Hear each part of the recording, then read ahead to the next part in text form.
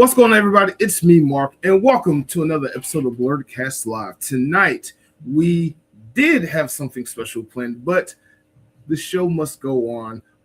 Hopefully, we'll hear from our featured guest tonight before the end of the show. But until then, like I said, the show must go on. Tonight, I am joined by showrunner, show producer, and the show engineer, Dana Morgan and James Hurden. How are y'all doing this fine, very special Monday?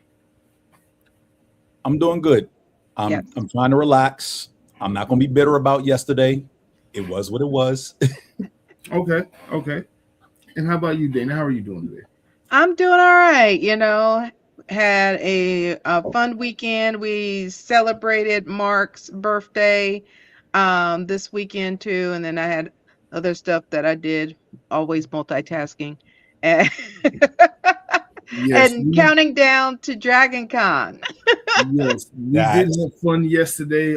James, so sorry you missed it, but also, if I had known that's the game you was going to, I might have tried to find a way to join you because that would have been a fun thing to do. But we did have a lot of fun yesterday, eating Korean barbecue, eating Asian desserts. Definitely got to go back and get whatever that thing was we had, that monstrous thing.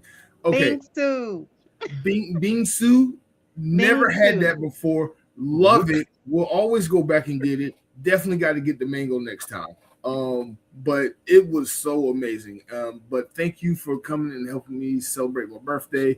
For those of you watching, today is actually my birthday. I had to celebrate it yesterday because adulthood. But today is my birthday. If you want to send a gift, a super thanks, or anything, you can do so in the live chat, as well as getting your questions prepared for hopefully our future guest if he shows. But until then, we're going to stall for time, and we're going to talk about some of the nerdy things we've all recently done, because we all recently done something nerdy for the first time, and we're going to talk about it. Southern Fighting Expo. That was a very fun, interesting weekend. I got a lot of good interviews in. I've definitely been trying to reach out and do more gaming content as far as like interviewing game designers, game developers, and creators of video game voice actors and such. So I definitely had a lot of fun doing that. But tell me, what was y'all experience like? Because I was only able to go to one day. As we talk about offsite, that James is blaming me for his purchases. But he started it, so we get there, get our badge, and he's like, let's look at this Funko vendor. And I was like, no, okay. That's not how it went. We were walking, trying to figure out where the panel rooms were for a panel we were trying to get to. We were like hour or so early. He was like, oh, look, Funko Pops. I said, no, don't want to stop because I'm broke and they're probably not going to have anything I want. And then but you're the one who went in that direction, and I was like, all right, let's go. You somehow took that as a challenge to find stuff that I didn't need to buy. Well, he's the one who was like, oh, they probably don't have this character. I was like, there it is right there. Needless to say, 10 Funko Pops later. 10? Yes. Okay. And then I think I found, what was it, 5 of them? I was like, there it is right there. 10. All right. James, I have to ask you. I've asked other geeks this myself. I just have to ask, what is the appeal of Funko Pops? Don't get me wrong. I understand being a collector. I collect nerd stuff all the time. I've had Funko Pops. I've sold. I had a White Ranger Funko Pop I sold for like $300 that I got for like one birthday one year. Needed to pay rent, so that definitely helped. But I don't get the appeal of Funko Pops, so I don't collect them personally. Why do you and so many other people are mesmerized by Funko Pops? So initially when I started collecting Funko Pops, it's been almost 10 years ago now, if not a little bit more. I first stumbled across them because they were miniatures from sci-fi, mostly from sci-fi and cult classic IP, where there's TV shows and movies from like 30 plus years ago. And it's just holding on to a bit of a nostalgia of having this character on my shelf from this thing that I like to watch, because some things just didn't have figures, if you will, or if they did have figures, they really weren't that interesting. So the first few Funko Pops I saw were from I did see the original 4 they did for the Star Trek original series, and they only did 4 for Next Generation. And as I was looking through, I started getting angry because it's like, okay, you're doing all these big shows with these ensemble, I won't say ensemble, but large primary cast, but you only have 4 characters, and we all know who the 4 characters look like. I'm not going to get into that, but I'm like, there are popular Black characters in a lot of these shows. So my whole collection, at least the ones that I purchased for myself, are all women of color from whatever IP that I'm a fan of. So I have Funko Pops from Marvel, DC, whether it's comics, TV, or movies, video games, anime, American cartoons, old TV shows, sci-fi TV shows, action, horror, adventure type things of that nature. I have one of Erykah Badu. I have one of Mariah Carey. I have characters from Hamilton the musical. I have some from Harry Potter. I have the twins from Harry Potter. So yeah, like my collection, like I said, the ones that I collect primarily for myself are women of color. They're literally from anything, any genre you could think of, any medium that is out there. I have them.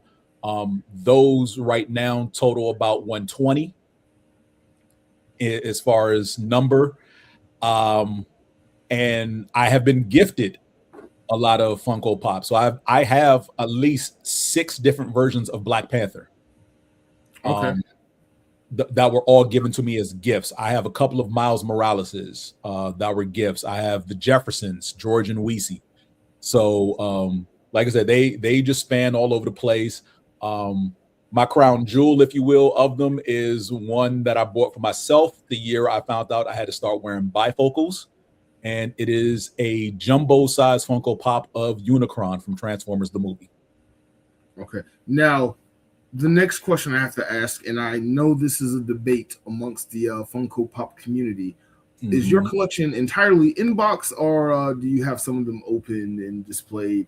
And follow-up question, do you plan on reselling any of them, the rare ones that kind of get up there in price? Mine are all in box. I refuse to take them out because mint in box means exactly that. It can't be mint in box if I take them out the box. I don't have a problem with people who want to display them. I have friends who have taken them out the box and displayed them. Now, the challenge with that is some of the Funko Pops, because of balancing issues, do not stand up on their own. Because remember, these are like little figures that are about 2 inches tall with 3-inch bobbleheads. And depending on what the body is designed to be or what's there, that's your base. It can't hold up that bobblehead. So some of them can't stand on their own. So to the people who want to display them, cool. That's a debate I don't get into. People always ask me why I don't, but I don't take anything out the box now. I don't either. I'm getting that way too. So it would make sense that I should start collecting Funko Pops. But for me, I'm a big toy kid. I was always a big toy kid. Love playing with toys and stuff. So like as an adult, I'm finding myself going back collecting the toys that I always wanted growing up: Transformers, Power Rangers, X, Y, and Z. And a lot of that stuff I'll keep in box and just like admire it. Some stuff I'll take out and be like, you know what, I got like a Monday afternoon. I have nothing to do. Let me just go back to being 7 years old. Or, I have a nephew you met yesterday. He has a lot of my stuff now. And it pained me at first to see him opening them as like birthdays and Christmas presents. But like he's 4, he's a kid, and he's playing with the stuff. And then that just kind of, you know what? I'd rather see him play with it than it like sit on my desk and just collect dust. And maybe I'll get it autographed. Like seeing him play with the stuff makes me feel good. So I don't mind that, but like I got like stuff, and he'll come over my house like, nope, we'll never play with that. Never. Yeah, fair enough. Fair enough. My nephew is 7, and thankfully his interests are not aligned with mine. He is heavily into animals. So Okay. I know to pretty much get him a stuffed animal of something or another, and he pretty much give me the history of the animal, how it was named, where it lives, what it eats, where it's from. But he is not into what I'm into, so that's not something I will ever have to worry about. As far as your second question, as far as whether I will resell them, depending on which ones I have and if I have multiple copies. For instance, I recently, earlier this year, I purchased Angel Reese and Asia Wilson because the WNBA line launched earlier this summer. Okay. What I forgot was that I had entered an online site contest to get an autographed Asia Wilson. So I have 2 Asia Wilsons. One is autographed in a nice little plastic case in the closet, which no one will be able to see or touch, for reasons.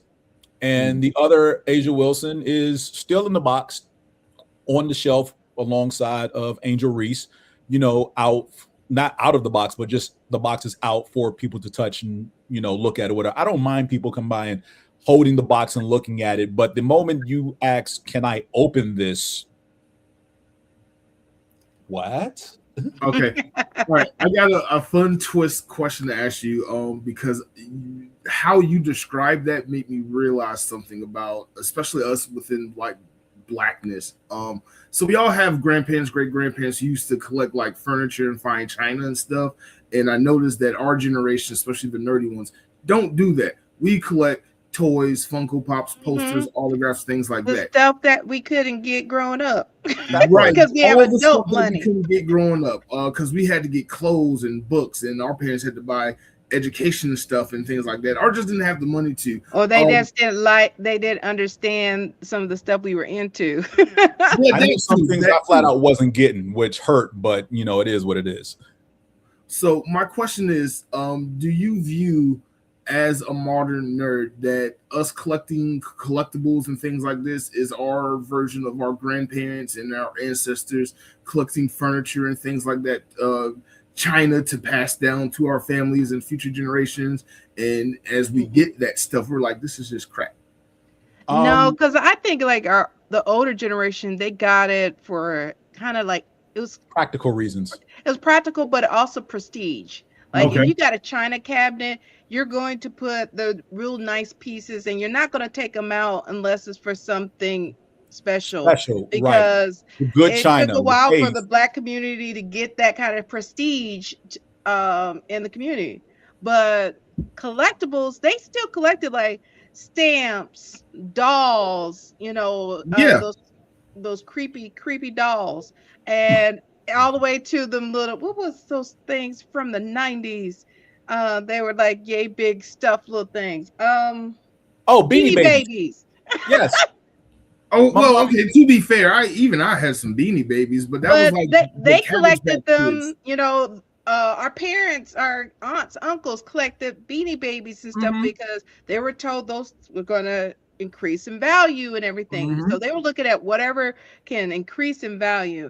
But for us, we collect because we like it. We collect the stuff we want. And like I have my Funkos. I didn't initially plan to collect Funkos. That was not part of my plan. But my friend Dana, the other Dana, he gave me my first Funko, which was a custom Nubia, because they didn't have no Nubia Funkos at that time in 2018. And because of that, guests that I work with at different conventions, they will see me with the Funko, and they're like, "Oh my gosh, you collect Funkos? Here's some Funkos." And also, Miss Kim, my boss at the previous job, if you are tuning in, you are the biggest corporate of this, because James and several people know, this woman over 4-year period gave me 20 huge Funko box. She pre-ordered from Funko. These boxes are like 6 feet long by 4 feet wide, and it 4 was feet deep. 20 Yeah. over a 4-year period. And I stacked it in the corner because I'm like, I don't know where I'm going to put these. And I've been spending since last fall, slowly trying to figure out where to put what I got from her. My other friends have gotten it. Now there are some that I bought myself because I was just like, I'm getting this, which was like the original Black Panther Funkos. I was like, gotta get that. When Selena's her Funkos came out, I got hers. I had to get Selena's. Oh, because we love some Selena. But it was similar to James because we saw, especially at the at the time I started collecting Funkos, and I was getting them. It was very rare when it was a woman of color getting a Funko. It was usually all the other characters, and then she made like I was just complaining to somebody. Bleach, for example, they have had multiple versions of Bleach. There's umpteen Ichigos. This year, after all these years, we finally got Yoruichi as a Funko, and I'm like, look how many years it's been. It's been like 8 years since I've been collecting them, and I finally got Yoruichi, and I pre-ordered to get her because she's the reason she was my first cosplay. So I was like, I had to get Yoruichi. But I'm like, look how long it took.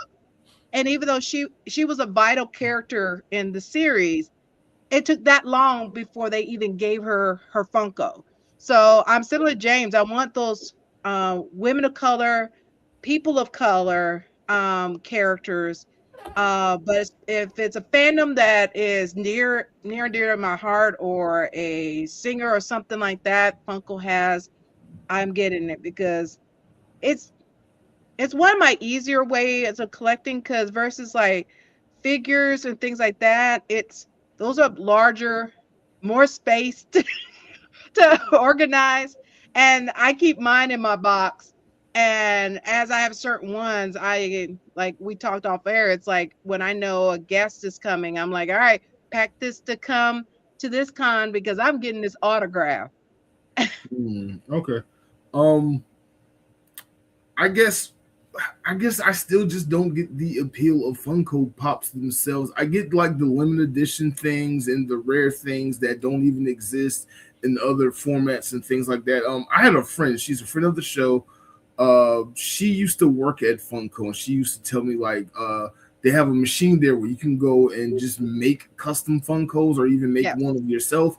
And I've always wanted that. And I was like, if I do that, I would like get Funkos of like me and my friends and stuff like that. I would collect that. But as far as like the other characters and stuff, because y'all all know me, my big fandom is Power Rangers. I don't have a problem finding there's a lot of Power Ranger Funkos. I have no problem finding Power Ranger collectibles that's not Funkos, especially of the characters or the actors and actresses from the show.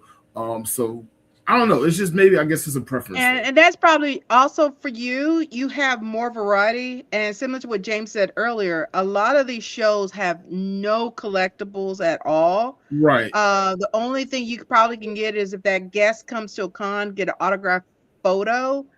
But there's I have a weird feeling. Or you have like if it's a show or a movie, you have to get the DVD or movie to get that autograph by that person. But other than that, it's nothing else. So Funko really was like the first to kind of break into, like James says, sci-fi, anime, fantasy, all that you can have your favorite characters in this little character. And also, yeah. Okay. Interesting. So getting back to Southern Fried Gaming Expo, because that's what we was originally talking about. What's going on? So again, who did y'all actually interview first, and what was your plan for trying to cover Southern Fried Gaming Expo as a team? Well, our plan when we got there, because it was our first time, James Day, we were like, we're going to just get first day was a lay of the land, figure out what this was, because we've done DreamHack, which is another gaming convention, but every convention has a different look and feel. So we're like, let's see what this is about. Check out, see what panels, because we made sure we went to the Power Ranger panel that had Walter E. Jones on it, and which was a fun panel. And then we also, saw several voice actor panels, so we attended a couple of those. But then kind of as we did the panels and walked around and checked out stuff, then that was allowed us like, okay, these actually we were focused on 5 guests to do interviews. 2 of the guests, we were unable to get them scheduled because we were supposed to go back the next day and they were not at their booth. Okay. They just were, I think that was the Good Brothers. And yes. I mean, not to single them out or anything, but they did the wrestling event on, what was that, Saturday night. Oh, Saturday. Yeah, Saturday night. That's right. Mm-hmm. Yeah, we didn't go Friday, but yeah, they did the wrestling event. That was Saturday evening at like 7. And I saw them packing up, but I thought they were just packing up to go back to their hotel room. Turns out they were packing up to bounce to wherever they were headed next, because the table they told us to come back the next day to schedule the interview. Because that's what we had set up with them. We had talked to Anderson. We had talked to Carl Anderson because Luke Gallows wasn't there yet. Yeah. And we chatted with him for about roughly 5 minutes. Mm-hmm. Asked him how he was joining the convention. He said Gallows was going to be there later because, they're doing the wrestling event that evening. They did it. They promoted a match that they were going to do that's coming up. That was actually this past weekend. Yeah. Up in was it Cobb? No, Marietta. It was in Marietta. Was a wrestling event they did on Saturday. So yeah, they promoted that, and then they were packing up to leave. And I was watching them pack up. I was like, okay, so they're yeah. And then Sunday morning, we come in bright and early, try to figure out where they are, and it's like, okay, they're not where they were yesterday. Well, let's just walk around maybe because we're here early. It's not even 10 o'clock. People are still flooding in and whatnot, getting set up and everything. We came back at 11. We came back at 12. We came back at 12:30, and they weren't. It was like, okay, so we got this panel at 1:30. We're going to do that, and if they're not there, we're just going to do our interviews and bounce. And we came back for the panel, and they still weren't there. It was like, okay, so yeah, they left. Yeah. I was hurt because I got a lot of friends who are heavily into wrestling, have followed those two across multiple promotions, including New Japan, which is where their the height of their fame is when they were in New Japan Wrestling. Same with a lot of performers here in stateside. So little hurt, not broken, just a little hurt. It's cool, but But it worked out because with us attending the second panel on Saturday morning, it was a voice acting panel with 3 of the voice actors. I call it the OG voice actors. Oh, yes. And we, they, of course, we got in there early to set up, and they got in there early, and they were like, well, sometime they're going to just chit chat. And so they ended up chit chatting. They made a comment, about the,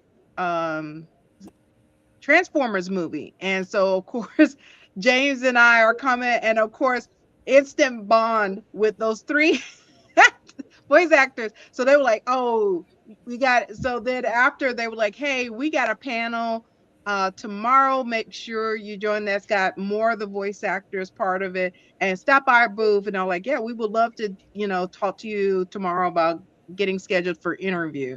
And so when, as James said, that we did the panel. Well, we first talked to them, and they were like, yeah, right after the panel, we could, do their interviews on that Sunday. And then after the panel, we came right over there, and then we knocked out all 3 of their panels. And they were a hoot. Me and James laughed so much with the 3 of them. They were definitely special to talk to, because all 3, like, okay, so again, voice acting is this thing. Melody, especially. The thing you learn interviewing several voice actors, and after about, I would say, like the 5th or 6th one that you sit down do an interview with, naturally everyone comes to it differently, but very few people of a certain age went into like, I want to be a voice actor, right? For the three of them, they all started out literally doing something else, and it wasn't acting in all three cases. For one of them, they were an actor first and foremost. For the other two, they were doing like, if you go to a theme park, like a Universal Studios or something, they were part of the stage production of something that was happening. So like if you went to Disney World in like the 80s and saw like a, I don't know, Captain EO show or something like that, they were like two of the stage performers for a sequence in Captain EO, if that makes sense. So, and from there, their career path just took them, and somehow they just found themselves doing a voiceover work for something, whether it was a commercial or a quick ad. And then that led to another thing, and then they did a couple of series and oftentimes not a lot of big series. Like one of them did work on Transformers, the animated series. And one of them did voice work on, what was it? I think a Robotech spinoff. So it's like, there are things that you know of, but voice actors from Digimon. Digimon, right? So it's things that like when you learn how long they've been doing it, and you learn what the first couple of things they did was, it's like, oh yeah, I remember that, and then you're like, well, that wasn't a big thing, but fans of that thing know what it is. And it's like, okay, cool. You voiced this character I knew from this thing in the 80s or early 90s that may not have been like big nerddom or big acclaim in the geek and nerd community, but it's a niche thing that people who know type thing. And all three of them have done stuff like that. So exactly. And then James had a today years old moment while we were there too. Look, because the Power Rangers panel we went to with Walter Jones and I'm blanking on his name right now. Yin Win. Yes, Yin Win. We had saw him earlier at Ranger Stop, right? And he had all his stuff up as being the stunt man for both Green and White Ranger. Okay, cool. You work on Power Rangers, Green and White Ranger. Now at Ranger Stop, that's all he had, right? But when he was doing the panel with Walter Jones, he mentioned that he was on WMAC Masters, and literally like light bulb clicked. I was like, you know what? Okay. To be fair, I had the same I was today years old moment while I was interviewing him. And when he mentioned it, I was like, wait a minute, that sounds so familiar. I definitely grew up watching that. Oh, you. So yeah, yes, I'm with you there. there. You can literally see my face like change and make. And that was Jay. And that was me, because he was like, yeah, I did the show called W. He's like, I was stuntman for Power Rangers, did the Green and White Rangers. Oh, and I also did this show called WMAC Masters. I played Tsunami, and I was like, light bulb. Yeah. Because same boat club, buddy. Again, right age gap between us. WMAC Masters came on. Me and my boys, we were like in college, and it was something we would watch every Saturday afternoon. If no one had to work, it was like, yo, this is a group watch after Spider-Man, X-Men, maybe Power Rangers if we felt like it. But like WMAC Masters was a thing that we watched, and yeah, we all had our favorites to root for. Whatever. Tsunami was one of them. It was like, oh wow, I remember this show. So after the panel, and we caught up with him later, and I was talking about it, Danish is like looking like, and we're talking about the show, and he was like, oh snap, so yeah, you watched it. I'm like, yes, I watched it. Like I root on the machine every single week. I watched a few episodes back in the day, but then they got into episodes I didn't watch, and I'm just like, oh really? Because I didn't see that one. It ends on a cliffhanger. And a matter of fact, I think, Tsunami is the one who betrays them. Now, okay, so that was around the time where I ran into y'all when I found y'all that day. It was after they got back from the panel. Now, I do want to say something about you, James, because I've worked with you at different conventions, and I've seen you do a lot of your interviews. And I gotta say, I'm a bit jealous on your interview style, and I'm gonna explain it. You have this ability to super deep dive nerd out with the guest that I have only rarely done, because I try to keep it professional, or more importantly, I can't get out of my nervousness to kind of get there yet. But like I've seen you do it time and time again. You connect with your guests on such a deep, nerdy level about their work. For them, this is their job. This isn't something they just grew up watching. They made money off of this IP or whatever, and you find a way to connect with them and make it and keep it professional. Because I've seen people do that and it not work out. Mhm. But you make it And I work think out. that's a difference because with James and like the rest of us, we try to dive into stuff that they typically don't get to talk about. Right. Because, you know, there people are gonna 95% of time talk about Power Rangers. They're gonna talk about that. And we're gonna bring it up, but we want to dive into the stuff that most people don't know about and stuff like that, but still have a little fun and connect with them and everything. And you also see the guests loosen up and they start having fun because you brought up something. Oh my gosh, no one's talked to me about this. Then they get hyped. They start feeding off of you, and then we're cutting up and having a good old time. And you know, and then after that, every time they see us, they're like, "Hey," and stuff. Yeah. And I think that makes a world of difference because they get so many people that are overly fans, and they're asking them, "Okay, so in episode 124 of season 3, that stuff, the fan questions, they Hey, I've noticed they do not like the show was 20 years ago." Right. They don't know. remember. For the 3 people we interviewed, Michael, Terrence, and Melody at Yes. Southern Fried.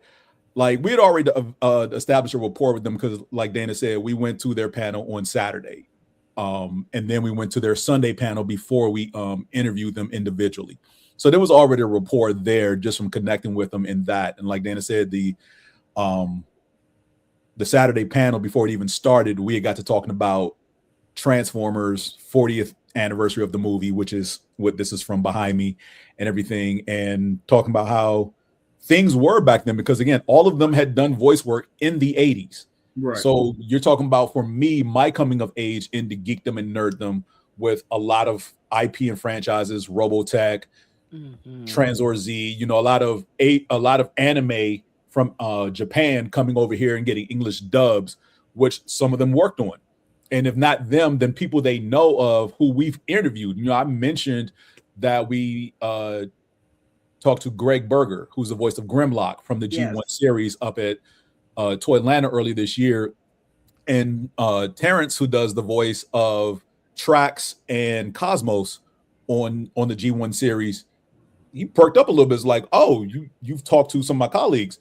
And the reason I can fanboy out and keep it somewhat professional, because I'm talking to people who've done work that, 1, I'm interested in, and 2, have done work on things that still bring me joy even when I watch them today. Yes, I know G.I. Joe is corny as hell when you try to watch it by today's standards. It is. I tried. You know, I tried to get back into it. It is corny. It's like, wait, Cobra tried to do what? Yes, this is a real thing that Cobra organization tried to do. But you learn that because Hasbro owned both properties, Transformers and G.I. Joe, a lot of the voice actors worked on both shows. Yeah. Whether you can hear that distinction in the voices or not when you're watching them, it does make sense when here we are now, some 35, 40 years later, after those shows have gone off the air, and you see the layout of pictures of all the characters they voiced, and you see a G.I. Joe character, and then you see a G1 Transformers character, and it's like, oh, snap, that's dope. So it's like, all right, so there's my in, because the rapport that a lot of them have from working together across both shows, and then maybe sometimes a third show that some of them have worked on, you can delve into that as far as what that camaraderie and vibe is like, the community they built because they were on both shows. So that's always a good end to start a conversation with. And a lot of times, like I said, as I've told people who ask me about my interview style, this is not, to me, an interview. It's a conversation. Yes. And I am not so much steering them. I am more so just probing to get them to start talking about their experiences, the joys they have out of those experiences, how those experiences have shaped the work that they've done, whether it's voice acting or acting in general. You know, So just basically it's a literally a get to know you, not just a standard interview. Here are these questions and I'm no, I'm not trying to do that. I'm just trying to hey, we've known each other for X number of years. How you been? What's going on? What's new? Type thing. Yes, we delve into the geeky side of things. With Michael, was it Michael or Terrence? I can't remember if it was Michael or Terrence. Michael did Transformers. Terrence did he did Bleach and he did Rurouni Kenshin English for 2 characters. And those are the only 2 characters I talked about. I know he's done other characters in between and other work in between that I was not familiar with or not knowledgeable of. But between the 2 characters that he did for Rurouni Kenshin and Bleach, I had a starting point and I had an ending point, and in between, as he was answering the questions, I just listened to his answers and posed my follow-up questions from there. So yeah, like Dana said, sometimes I'm going in cold, but as long as I have a frame of reference of, okay, here are a couple of characters I can talk about to get them to start talking about their careers in some way, shape, or form, and then I can just listen for various cues and can you expand upon that? Can you elaborate on that? And then these 3 have all worked with each other on various other projects. So that was also a good point as well. Like, what was it like working with 2 colleagues here that are at this convention with you? So, like I said, it's just trying to keep it a loose, fun vibe and, trying not to be overly serious. Now, with voice actors, I find that it's easier for me to not geek out. I think the only voice actor I've probably tried my heart is not to geek out with was Dante Bosco at Ranger Stop early this year. I mean, he just got announced he's gonna be at MomoCon next year, which is great. Really? Hold on, no flag on play. Dana, you already know what to do. You already know what I'm gonna ask you. What I'm gonna be. The only thing me you're gonna be talking about between now and next MomoCon is getting him in that press room. So you said talk about what? Oh, getting him in the press room. Getting him in the press room. Yes. So that's you already know who my person I'm going to go your request is for next year. Well, hopefully we don't have any hiccups this year as far as trying to get voice talent into the press this year, as long as there's no strikes, there's no right. Because that was, I know that was a big thing, a big deal as far as why the press room was, I won't say mostly empty, but at least empty 50% of the time for interviews this year. Like, where were you guys? You have credentials. These are interviews being done.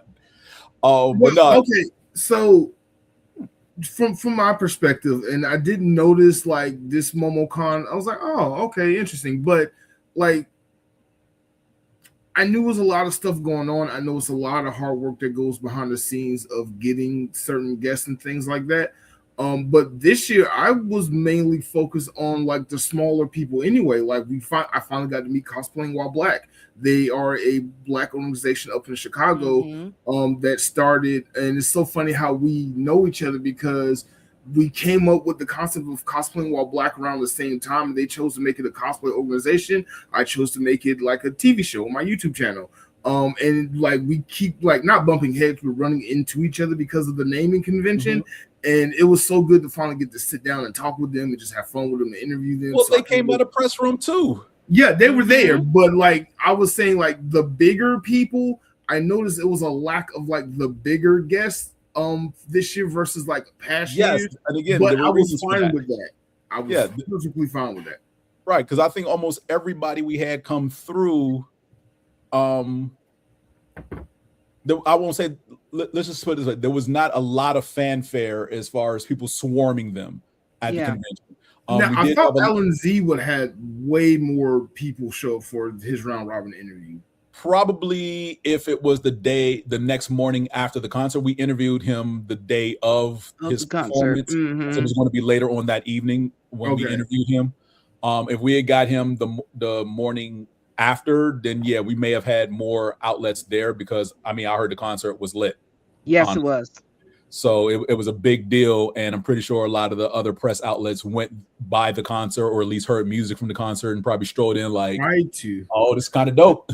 Right. Yeah. So some of them probably would have been there the next morning if that was a, because some of the other musicians that showed up that we interviewed after the con, they had like a bigger showing from what I remember. Afterwards, yeah, as opposed to before it.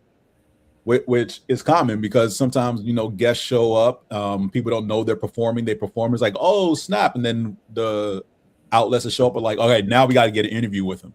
Right. But you and everybody else is trying to get an interview with that person as well, from the concert you all went to the night before, where you could have got, like we all did with Alan Z, one-on-ones and then the actual MomoCon interview.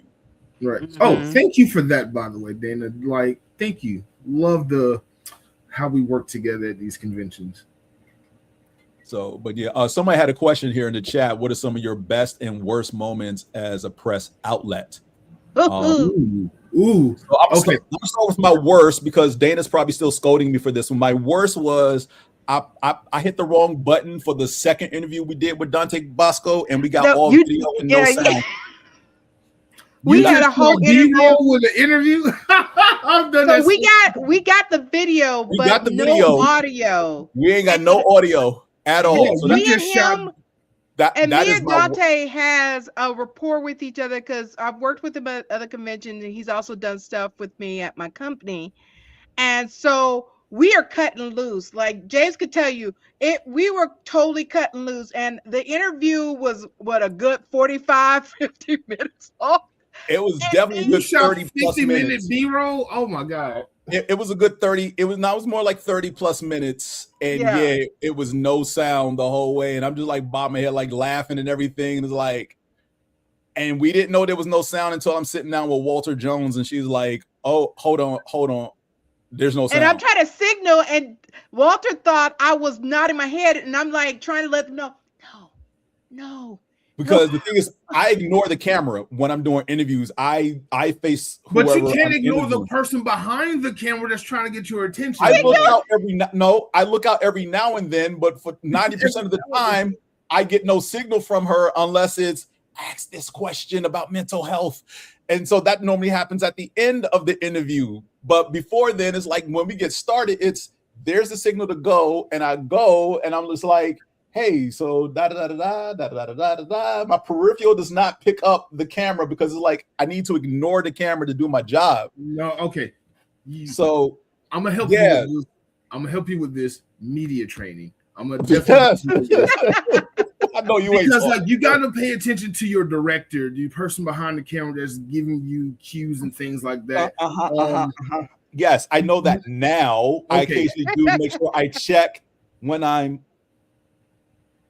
And Dante gave him such a hard time too.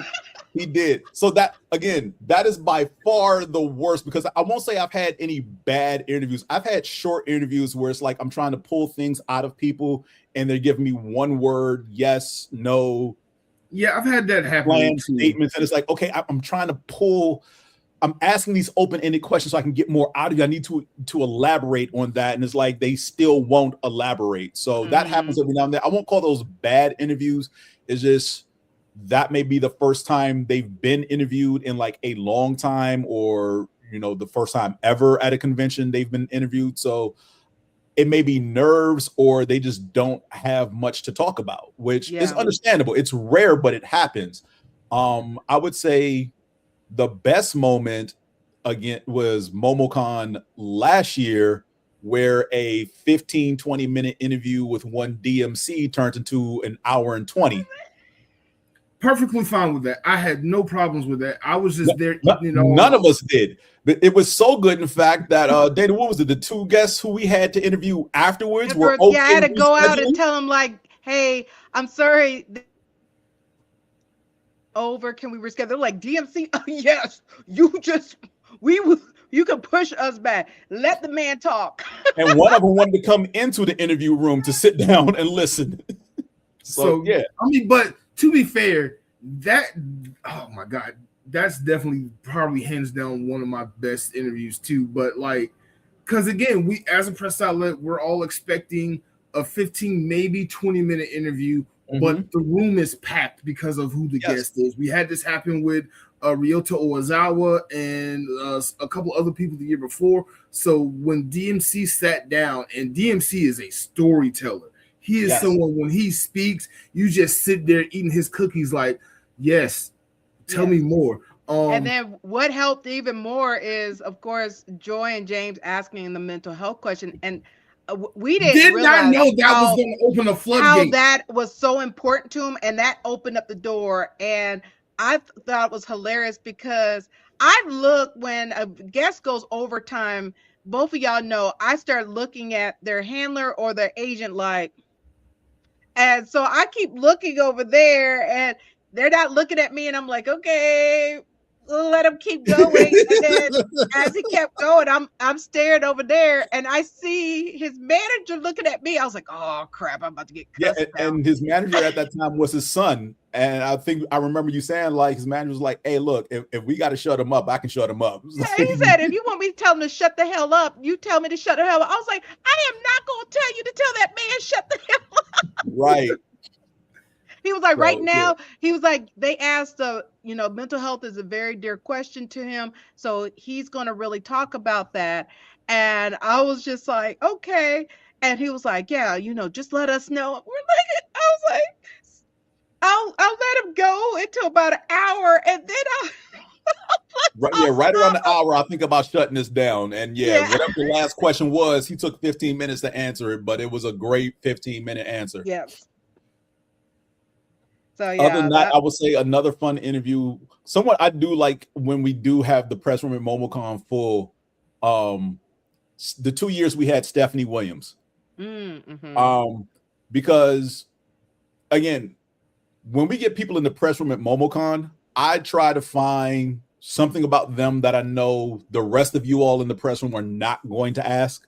Yeah. And for me, for Stephanie, that was her journey into weightlifting those 2 years. So getting to ask her that question, because I know everyone's going to ask her about the writing, the work with DC, the work with Marvel, the characters she's done, her own personal works and everything like that. And I get that in chatting with her to schedule time for the interviews when I see her on the floor at those conventions. So I know you all are going to ask them, so I don't ask them. But when I found, scroll her IG and saw her weightlifting, I was like, that was a good one. That was a good one. I commend you for that one. You was like no one was going to ask that question. I knew that because again, everyone just knows, if you, and again, and that's the other thing, following these people online to like learn what they're into outside of what they do and what we're interviewing them for. Mm-hmm. I find also poses like some wonderful openings for questions when you get to sit down with them one-on-one, because they do things on their or they do post things on their social media that they normally wouldn't be asked in interviews, because it's again to some extent it's still their personal lives as well.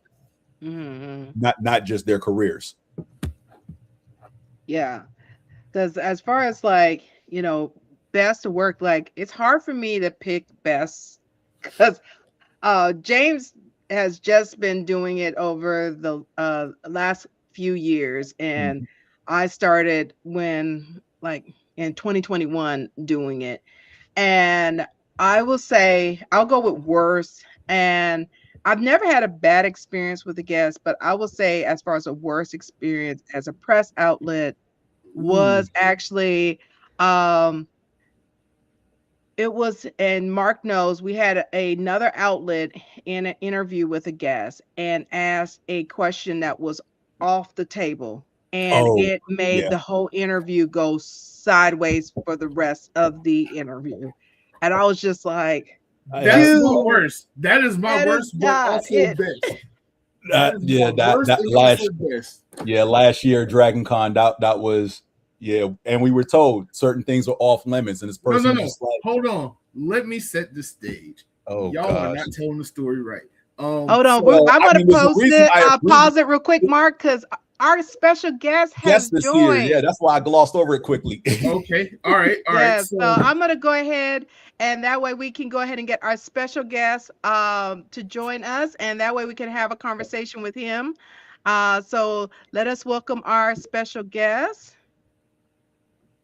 Hey guys. Hello, sir. Hello. Can you hear me? Yes, we got you loud and clear. I could have sworn I hit to enter the calendar, and it didn't enter the calendar. My apologies for coming in at this late hour. I apologize so much. That's all I'm right. actually, We were yeah, we were just talking about various things and conventions and stuff, and we're like, when he joins, we're going to good. welcome him with open Thank arms. you. Thank you so much. Thank you. I'm Yes. expecting like a school teacher response right now. Like, where's your homework? What are you doing? Well, Just again, kidding. thank you for just coming on. So happy to have you. We Oh, had thank like, you. so we have this whole big thing planned. But Yes. for time's sakes, we're going to go through a speed run of it, if that's Let's okay do with it. you. Let Okay. us do it. All right. So, director of Dragon Con. I'm sorry. You are the Trek director of Dragon Con. That's right. You are an actor. You are a voice Yes. actor. You are a content creator. You do so many things. Yes. I just, the first question I gotta ask you. I'm so sorry to ask you this. No, I'm gonna go the right way. Let's start with Dragon Con. I got the outline up Sure. right here. Let's start with Yes. Dragon Con. Sure. How did you transition from just being a guest at Dragon Con to being the director of the Trek track? Yes. So what happened is my first Dragon Con. Can y'all hear me clear enough though? Yes. Yes, we Okay. can. Perfect. All right. So I was a guest for the first time in 2003.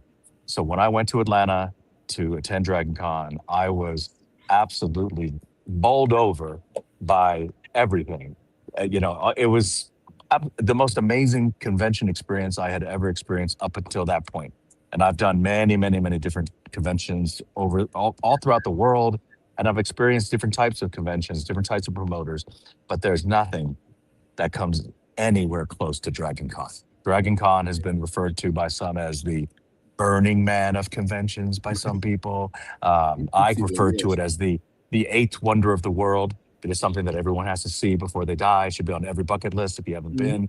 And the funny thing is, Burning Man is on the same time as Dragon Con. So there's a lot of people I know that go to Burning Man that want to go to Dragon Con, but they can't relinquish that annual pilgrimage to the desert to do Burning Man. And I tell them, you're missing out. You should be at Dragon Con at least one Yes. year. Take a break Yes. from Burning Man and come to, and maybe Dragon Con people will take a break one year and go do Burning Man. Who knows?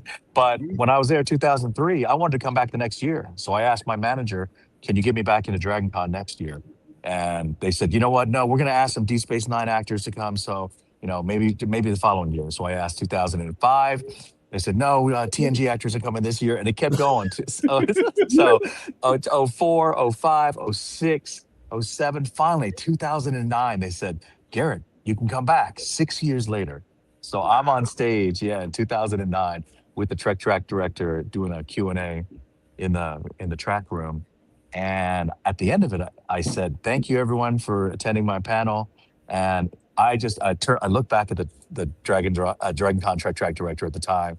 His name was Eric. And I look at Eric and I say, is there any way I can come back next year as a co-MC or some type of, host of some type of competition, whatever, anything, just so that I don't have to wait 6 more years to come back to Dragon Con. Yes. And he actually had a little bit of a chuckle. He went, and then he rolled his eyes, and that was the end of it. So, but then a month and a half or 2 later, I found out they'd let go of that gentleman from his position. He was basically fired. Essentially, he was let go, and so that there was a vacancy. So I thought, what can I? You know what? Why not? Why not? Let's just see if I can, shoot my shot. And I sent an email to Pat Henry, the head of Dragon Con, and I said, what do you think of me as your new Trek track director? Now he responds an email right back and he says, is this an April Fool's joke? He didn't understand. He said, are you being serious? And I said, yes. He goes, why would you do that? Why would you? Because in the history of conventions, no actor in front of the camera has gone behind the scenes like that to work Yes. with and create and get ready for, prepare for a convention. No one does that. Right. So he says, why would you do this? I said, well, I'll be perfectly honest with you. And I told him the whole story I told you, the whole setup. 2003, I fell in love with your convention. It was the most amazing thing ever. It took me 6 years to finally get back. And I said to him, I don't want to wait 6 more years. I Yes. said, I'm going to be a little bit selfish here. And so he said, okay, well, I will give you a shot. I'll let you go. I'll give you 1 year next year as a sort of a, you know, just a trial period, see how it works out. And it often felt like, have y'all all seen Princess Bride here? Has everyone Yes. seen Princess Bride? Yeah. Okay. You remember when Wesley is talking about the story about the Dread Pirate Roberts? After he captures him, his ship, he says he does all that work on the ship. At the end of the day, the Dread Pirate Roberts says, good work, Wesley. But I'll most likely kill you in the morning. Like the next day was going to be the end of his race. But then every day kept going by, and that's what happened with Dragon Con. After 1 year of me being the Trek Track director, I was able. They were like, "Good work, Garrett. Good work moderating. Good work being the director." And I'll most likely fire you as director next year, but we'll see. And so I would keep coming back, and now I've been there since 2010. So I've been the Trek Track director Wow. for 16 years now. So Awesome. it's been a blessing. It really is. And No, you know, that is. I Atlanta's a remember very, very when special place. So You had moderated a panel between Patrick Stewart and Gates McFadden. I want to say it was about 2016, 2017. yeah. I want to say, and because I had always been wanting to try to, get in the room with Patrick Stewart for Star Trek panels, but the lines are always, you've seen them, they're wrapped around Yes. the building and everything. Oh yeah. So Yes. when I found out you were moderating, I was like, wait a minute, this has to be a misprint. This can't be the same Garrett Wang that's Ensign Kim. Like, no. And Oh, there yeah. you were, and you like, and before the panel ended, you would let the whole room know, like, yeah, I'm the director of Trek Track. And my mind was blown at that point. I'm like, wait, when did this happen? Yeah. You're like, So- come again? What? Yeah. Yeah, it's like, okay, so there's going to be consistency with the Star Trek guest, because like you said, it felt like there was always a rotation. Like this year we're Yes. doing TNG, this year we're doing Voyager, this year we're doing Right. DS9. It's like, well, why Yeah. can't we just get a mix of whoever's available to come through on a Right. regular Agreed. basis? Those who want to come back multiple years consecutively can do that. So Yes. yeah, And I appreciate everything you've done for Trek Track. Oh, definitely. So we try to 100%. have some variety every year. You know what I'm saying? If we just only focused on one show, that would be Right. a huge disservice to the fandom. Because let's face it, when it comes to sci-fi, Trek is the king. I think, other than maybe Doctor Who, they've been doing it for a while too. But Yeah. still, Trek has been doing it longer than everybody else. So they're the Mhm. original. So yeah.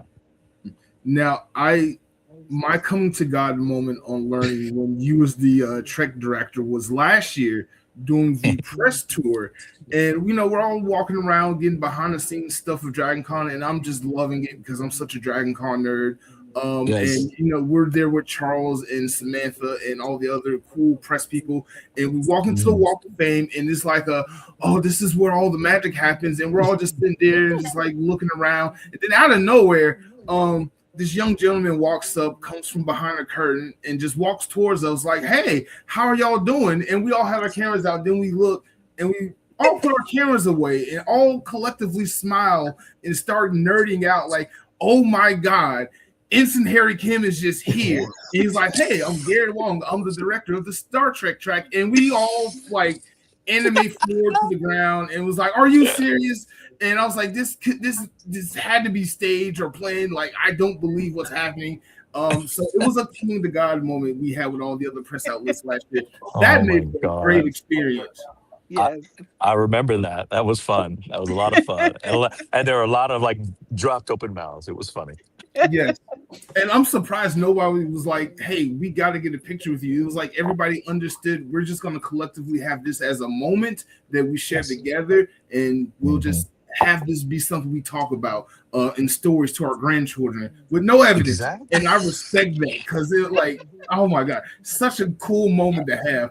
But thank you. Like when I was able to get you to You're come welcome. on the show, it was another coming to God moment. I was like, oh my God, I can't believe this is happening. And on my birthday of all days. But anyway, It's today. Oh my God. yes, it today. is. Happy birthday. Thank you. When you selected today, I was like, oh my God, I can't believe it. Oh my God. this was Happy the birthday biggest to me, he said. Yes, yes. Now, Oh my as goodness. director, you've been director for 16 years. What are some of Yes. your fondest memories of Dragon Con? Wow. So there's so many. Usually they happen at the Miss Star Trek Universe pageant. That's sort of like the unsung. I don't know. It's really a lot of people don't know about it, and it goes on Sunday.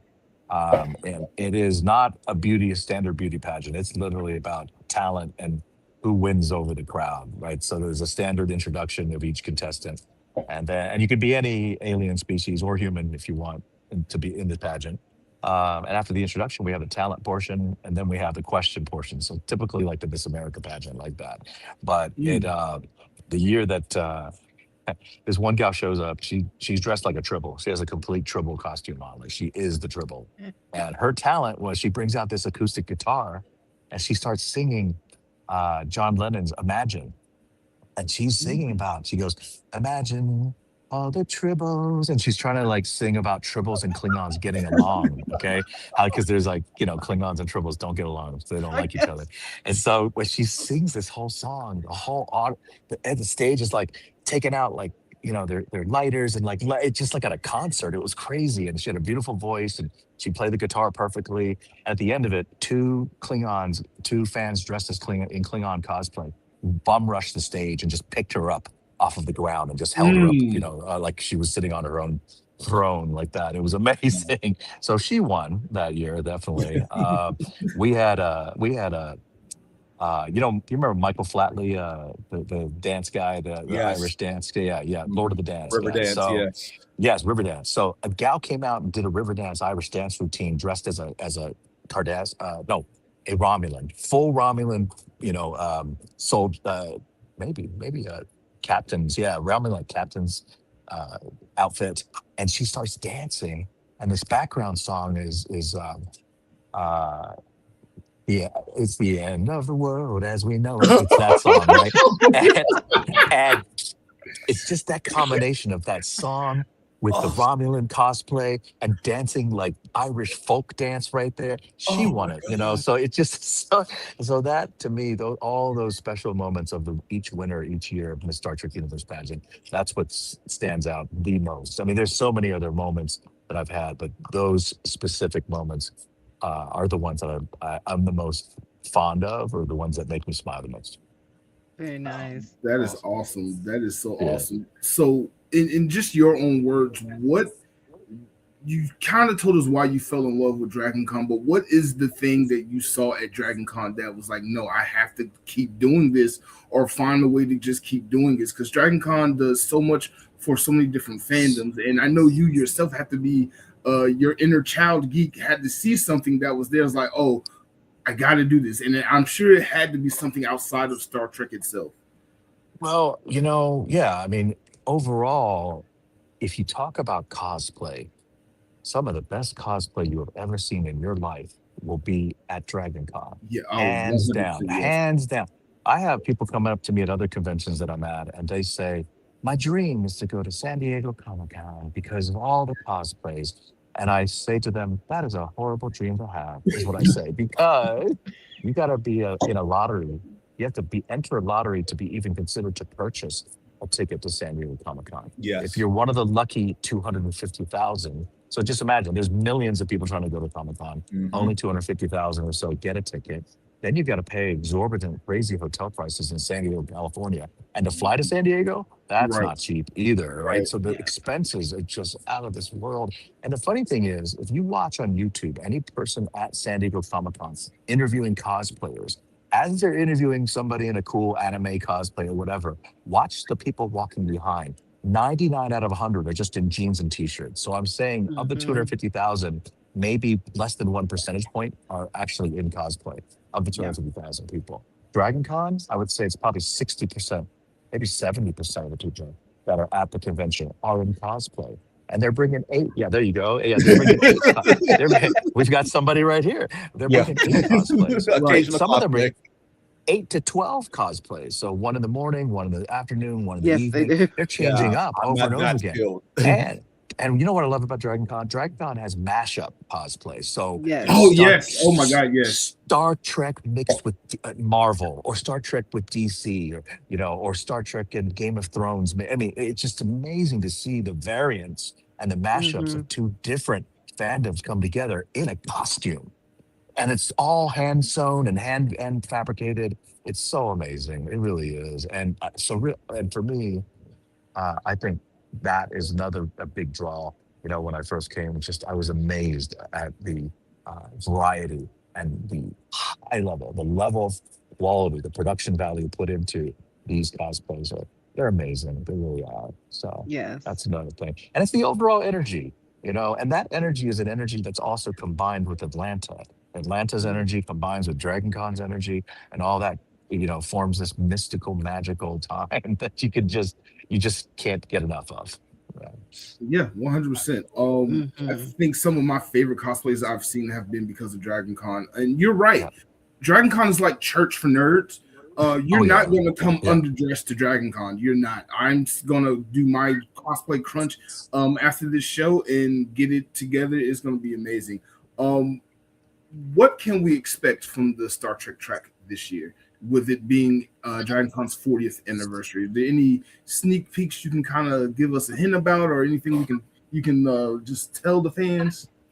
Yeah, I think overall, because it's an anniversary celebration, we're trying to up the game in every aspect. So every different panel that we have in our programming, but also, for instance, for our annual party that we have our 10 forward party, and this is the first year that we're going to have more elaborate visuals, just be able to, like, Trek visuals being shown on the screen, whereas before it was more like, okay, we've got our top 40 DJ guy playing the wedding music, and maybe there's some lights on him. But now, so we're kind of trying to up the game and step it up in all aspects. Even our track room, we're going to have some new designs installed. And for anybody who is a a fan of Star Trek, make it to the track room. Just check it out, because Joe Campbell helps us out with fabricating a lot of the signs and a lot of the things that we have on the wall, which are super inventive, super creative, and it's almost like a little bit of a Star Trek museum when you walk into the track room. So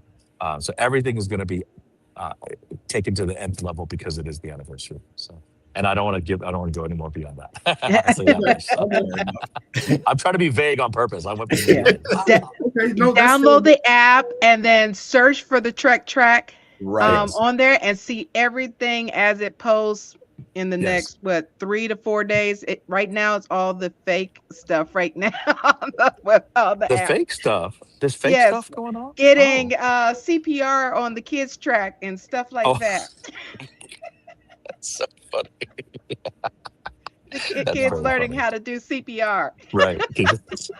Now, whatever you do, don't ask when the app will be fully uploaded and ready, because that is a drinking game, and I am like me and a lot of other Dragon Con attendees are trying to survive for Dragon Con. So don't ask when the app will be ready. Just go download sometime between now and the first day of the con. The app will be ready. Yeah, that's all you need to know. It'll be ready by that Wednesday. That's all you know what's funny? When y'all are saying the app will be ready, it sounds like Applebee's, the restaurant. Applebee, what? Applebee ready? Oh my God. That's the first thing I heard. Does that mean I'm hungry? What does that mean? What I'm saying? No, you probably hungry. Oh my Lord. Now, I would be remiss if we don't ask you questions about your career as being an actor. You have been on All American Girl, which is one of the first Asian American sitcoms. You were on an episode with I think episode 2. I was just watching it earlier, and you work opposite Margaret Cho. You were the featured guest of that episode. Obviously, Star Trek. We're gonna talk about that in a second. Yeah. And you voice acted in other. You voice acted in other video games. You voice acted in other TV shows. You have done stage plays. I actually have an interesting question I'd like to ask you. I saw somewhere that in the beginning of your career, you made an agreement with your parents that you will explore acting for X amount of time. And if you didn't, find any considerable roles, you would pivot to another career. What was that? If you wanted to talk about it, what was the exact plan that you made, and what career would you have pivoted to if you hadn't started landing acting roles in commercials and then landing your role in All American Girl? Yes, if I didn't find success in acting, I would probably be a lounge singer in Vegas. I don't know. I'm not sure. I really don't know. I didn't have a plan further than that, because I had, when I was in college at UCLA. Let's wind it back. I was actually in grade school in Bermuda. So first first grade was to fifth grade was in Bermuda, the island of Bermuda, where I was in a British private school, so I had a British accent. So from there, we've left in the middle of fifth grade. We end up in Memphis, Tennessee. So I walk into a Christian private school where all the kids see this Chinese kid speaking with a British accent, and so they're looking at me going, "Where are you from?" And I said, "Well, I'm from the island of Bermuda. I attended a British private school. Why do you talk like that? Oh, I just told you I attended British private school there." And so as I'm talking, they're laughing their asses off. They don't even understand what's happening in front of them. But I go from there to graduate high school, senior year. Then I go to UCLA pre med, and that does not happen. So maybe third year in college, I called my parents up and I said, I'm not going to go to med school. My mom's like, Mm. "What?" Yeah, she says, "Are you joking?" And she goes, "Oh, you're serious?" I said, "Yeah, no med school." He said, "Oh, you're going to get your you're going to go to law school." Yeah. So no, not doing law school.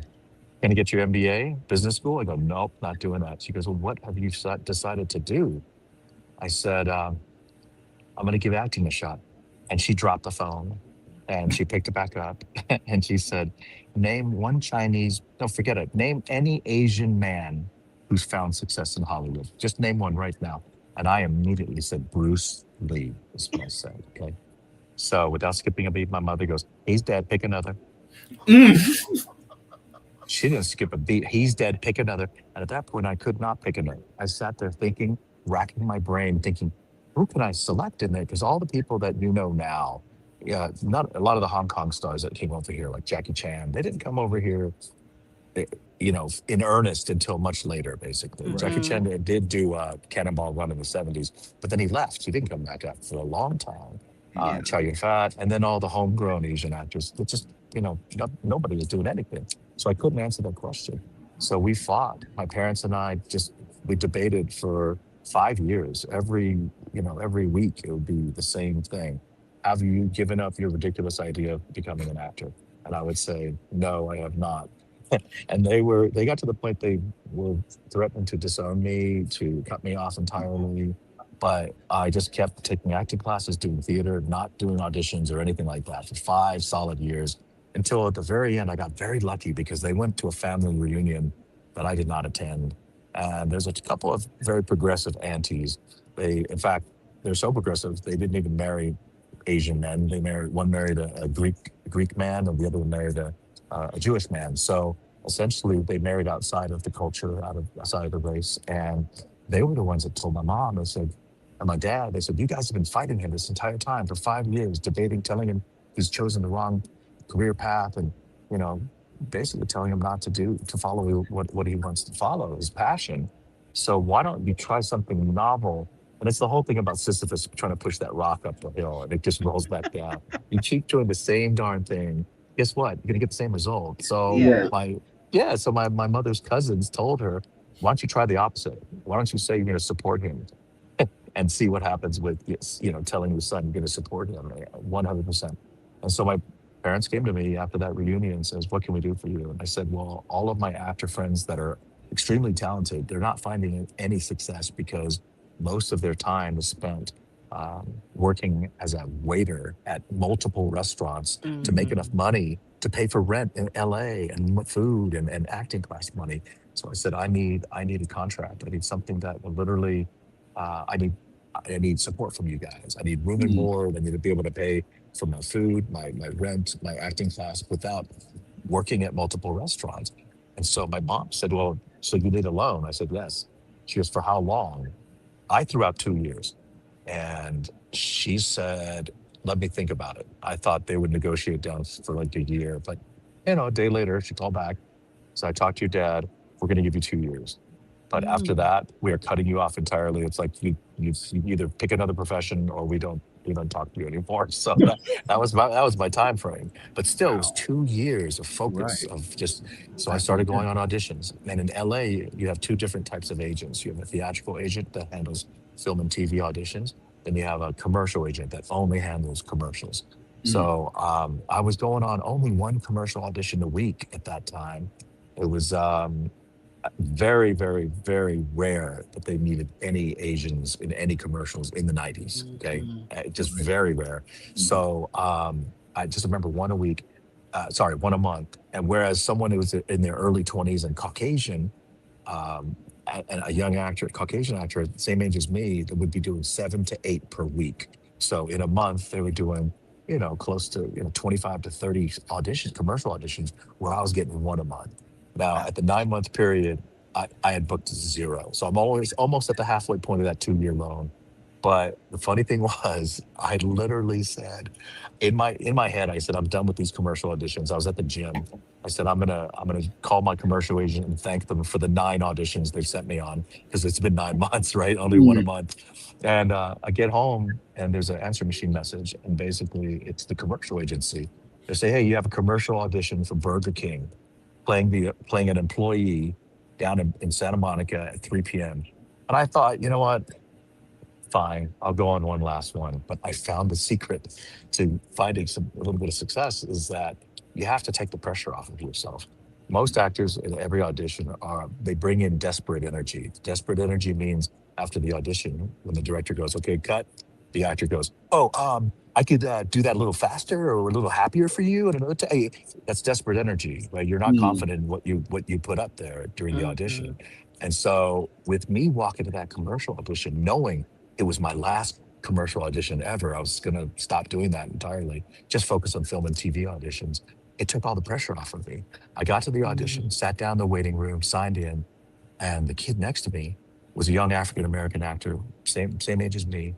And we struck up a conversation. We started laughing and we started talking about how, why are we auditioning? Why don't we just write our own project? Like we started making up this. We started like spitballing in the waiting area for the Burger King one. So I said to him, he goes, "What kind of show should we produce and write?" I said, "It's simple. You and me. We're cops, Asian cop, black cop, partners like that with comedy." This idea was thrown out before Rush Hour even came out. Okay. So I feel like I threw that in the universe and that happened because I said that in the waiting room. And this kid and I, and he goes, "What's the intro like?" I said, "Oh, it's simple. You're walking across camera, just like at the beginning of a James Bond movie, how James Bond turns right at camera and points his gun. That's you. But as you're pointing the gun, I fly over you with this crazy chop saki kung fu kick, just screaming, like going over his head." So we started laughing so hard about our fake TV idea, right? The guy running the Burger King commercial comes out. He's like, "What are you guys doing?" I said, "Oh, sorry, we were talking about our TV show, like that, our idea." And then he said, "Well, you guys are making a ruckus. You're not very professional. Just please pipe down." So I ended up going in that audition, and I literally I do the audition and I say thank you. I don't try to do it any different way. No desperate energy. I start walking out. As I start walking out, the guy stops me, and there's human nature is you always want what you can't have. And for me, sort of establishing I am in control of this audition. I gave you the best I have, and if you don't cast me, that's your fault. You know what I'm saying? I'm Mhm. out. So but it's not arrogance. It's like there's a fine line between confidence and arrogance. As I'm walking out, he stops me and he says, "Hey, um, before you go, would you like a T-shirt from our production company?" Which is the weirdest question ever. Like that never happens. And I said, "Okay." He goes, "What size are you?" I said, "Large." He reaches into a box that was nearby. I don't even know why he had the shirts there. He goes, "Here, take this." And I leave. I get home and I call my agent saying, "Hey, thank you for working for me for 9 months, but that Burger King commercial audition would be the last one because I'm just I'm gonna focus on film and TV. It's just too much hassle getting to the auditions, fighting traffic and parking." And the agent goes, "You might want to rethink that." I said, "Why?" "Well, you booked the Burger King, plus Burger King wants you to use you for two different commercials. So you booked three commercials in one hit." I go, "What?" I go, "Oh my God." He goes, "You want to quit?" I said, I guess not." And he goes, "And in fact, I have another audition for you tomorrow, Chase Manhattan Bank." And remember, I was getting one a month. Now I'm getting two in 2 days. I was on top of the world, and all the stars aligned for me at this 9 month period. I took the same attitude, personality, everything into the Chase Manhattan Bank one. Booked that one. 2 days later, it was Kellogg's Rice Krispies treats. Walked into that one, nailed that one. So now it's one, two, three, four. Now that's five total commercials booked in a period of 4 days, right? Then the next day was another one was Big Red Chewing Gum. one of those Kiss a Little Longer, Big Red commercials. That was the Big Daddy one that's called the Class A National. So in the world of commercials, Class A National is a commercial that runs every day of the week and at every hour of the day. So you can't broadcast Budweiser at 8 in the morning. Okay. So no alcohol early in the morning. But chewing gum, you could have it any time of the day. So that Mhm. was the big money maker. And once the residual checks started coming in for that, I remember I went home and I called my mom and I said, I booked Burger King. And my mom was so not just, she couldn't believe it. She was like, oh, really? How come I haven't seen it then? I said, because mom, I just went to the audition. We haven't even filmed it yet. That's why. Okay. And so she's like, she's still coming down on me. But ultimately, because of those 5 commercials, and literally 3 months after that, I booked Voyager. But those commercials, I was able to write. I wrote 2 checks to them, which covered the 9-month period of what they gave me. And to be a son, to be able to pay to write a check for, here's 10,000, mom, here like that. Here's another 10K. It was just, it was a magical time, and it just it put me on the map. But that's how I initially got into. Wait, what was this? I've already talked over the question. What was the initial question? I'm like losing the question. What was the? No, you Oh, answered it's it. about your deal with your parents. Yeah, you definitely answered it. Oh my God, I went over. No, that's No, fine. You were fine. You're fine. Like we're captivated great. by the whole story. Yes. Like, I can't wait. But to what was the actual question though? There was the an question end to was, it, though. what was the plan that you and your parents worked out for Oh, you to do the acting? yeah, Which you right. definitely answered You that. got it. Yes. Yeah, you got the plan. Yeah, the 2-year Exactly. plan. Yeah, finances, and I paid them back. So I finished it good. I Yes. thought I meandered so far that I forgot to answer it. I'm like, No, oh you no. did. No, You stayed right it on was track. perfect. It was Yay, so good. perfect. It's like you're trained for this. I try. Now, Okay. I'm sorry. Yes, I'm having a that's it. fan moment right now. Since you mentioned Voyager, I guess we Yes. gotta talk about that for a little bit. You played Ensign Harry Kim for 7 seasons. Yeah, 7 seasons. 7 seasons. Yeah, That's 7 right. seasons. Yes. You've also voiced yourself in Star Trek Lore. That's probably one of the funniest episodes of Star Trek Lore. That Oh, the Ensign Harry he's, Kim episode. Oh oh my my God, you was gosh. villain. Not going to spoil it. If you haven't seen it, please go watch that. That episode is hilarious. And finally, in I Star love it. Trek Starfleet Academy, you're Yeah. on the remembrance wall as an admiral, Yes. which means you finally I got know. promoted. Finally. That's my first question I want to ask you. You got Yes. promoted off screen in Starfleet Academy. You're finally an admiral, Yeah. where they finally canonized your promotion. But like Yeah. throughout all of Voyager and Star Trek history, the joke is Ensign Harry Kim is the forever ensign. As That's the right. actor of Ensign Harry Kim, does that make you like feel some kind of way about that character? Because I know you put so much time and effort and energy into that for some writer to never like canonize just a promotion or Yeah. something as simple as that. Yeah. It gives me a little validation, a little closure for sure, because, Mhm. he starts, and just so people know, ensign is not a private. An ensign is basically the most junior officer. So he is an officer, but the most junior. And so I remember at the end of the show, it ended, and I came across some guy that was in U.S. Navy. I said, "Hey, man, if you're an ensign 7 years later, what rank are you?" He's like, "Almost lieutenant commander." I'm like, "Yes, yep, that's right, almost lieutenant commander." so, so my so when now that Starfleet Academy shows Admiral Kim on that wall of remembrance, it makes me feel like after Voyager got home, the story that no one actually saw was Starfleet was so impressed after they looked at all the logs of all the crap that Harry took all those years, just you name it. If someone gets kicked, stabbed, or punched, or phasered, or killed, Harry Kim died and came back to life. It Multiple happened to times. Harry. Yeah, more than once. So Yeah. Starfleet, when they went through all the records of 7 years, they said, "Wow, it's simple. We're just going to promote him directly to admiral. We're going to go from ensign to admiral for all the harsh, crazy stuff you had to endure the entire time, and you had to deal with Tuvok, and his lack of humor, sense of humor, whatever it may be. I feel like that is the way that it went. I skipped a bunch of the middle ranks. So No, that's perfect. It's almost like Voyager had a whole episode where Ensign Harry Kim was like, "I think I have enough experience to do some command work." I just watched that this morning, where you, it was the season 5 episode where you finally were like command, but like third shift, and you was working with one of the other officers. That was a really great episode for you. Really great character development episode. But you mentioned that your character dies a lot, and Ensign Harry Kim dies a lot. My favorite is probably in Year of Hell, where you're just sucked out into space, and then the two Voyagers merge together, and you're just in that was not Year of Hell. No, you're right. You're right. That was I forgot the name of the title. That episode was, oh my gosh, why am I blanking on this? I'm blanking on it too. Was it not Equinox? No, I should know this.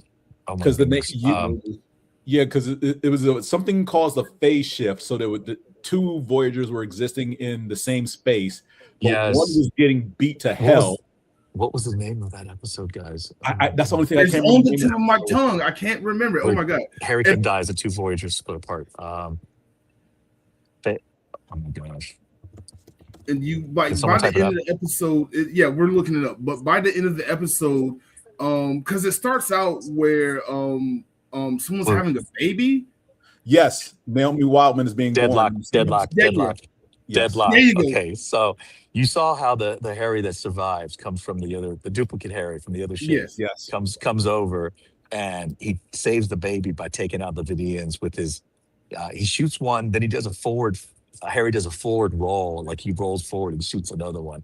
So I told the director, I said, I got to add some pizzazz to this. I said, he goes, what do you want to do? I said, I'm gonna do a forward roll, like make it look super cool. Like I want to shoot one Vidian and then see the other guy and dodge his phaser by diving forward and rolling and then shooting him. And they said, can you do that? I said, yeah, I can do that. They go, do you need a stuntman? I go, I don't need a stuntman. Let me just do it, please. It's like, I can do this. Let me do this. So that was a lot of fun. But to me, that episode, Deadlock, which is a great episode, the funniest part was when Harry dies because B'Elanna's there. He's getting sucked out into space. And B'Elanna's like, Harry! She's like reaching for him, Harry!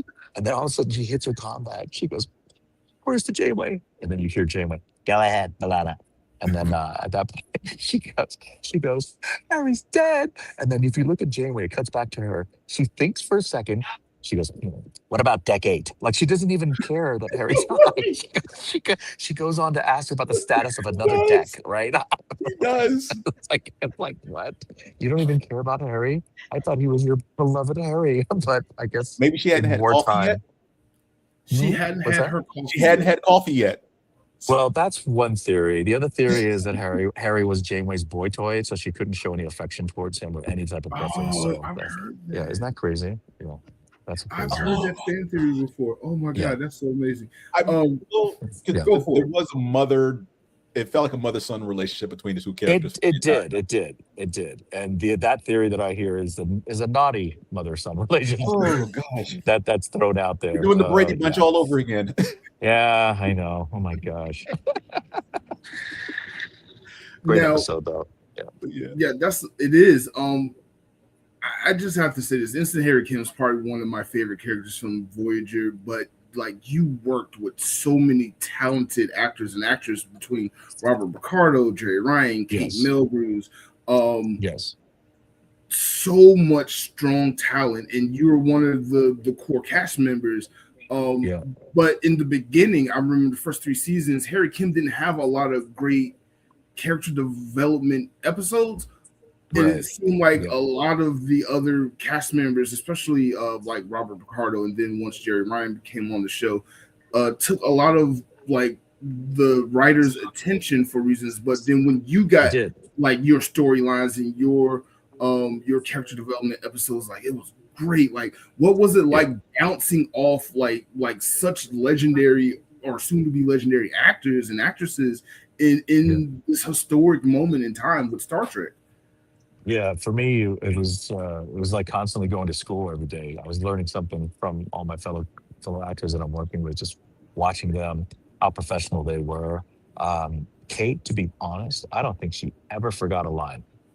I don't think she ever messed up on a line in the entire 7 years in every scene that I worked with her.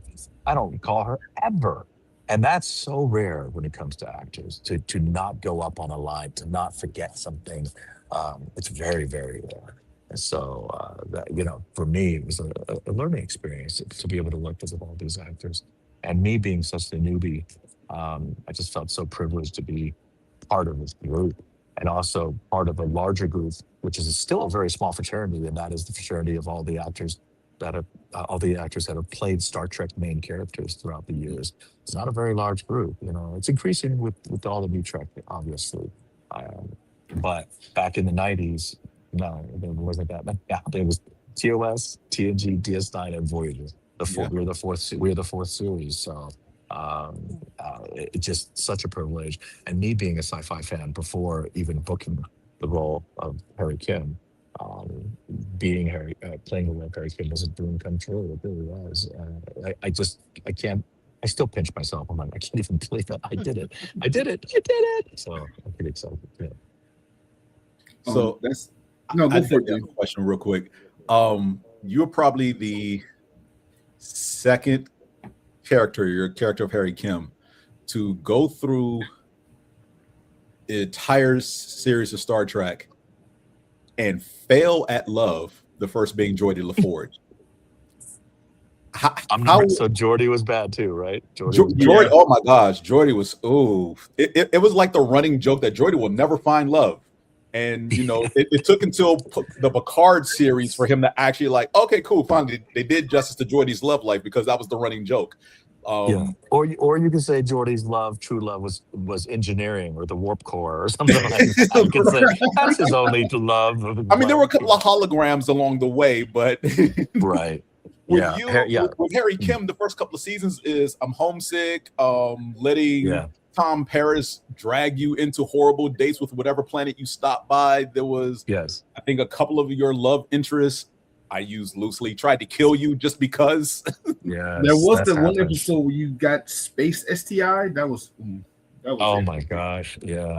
Gosh, that scene between you and Picardo.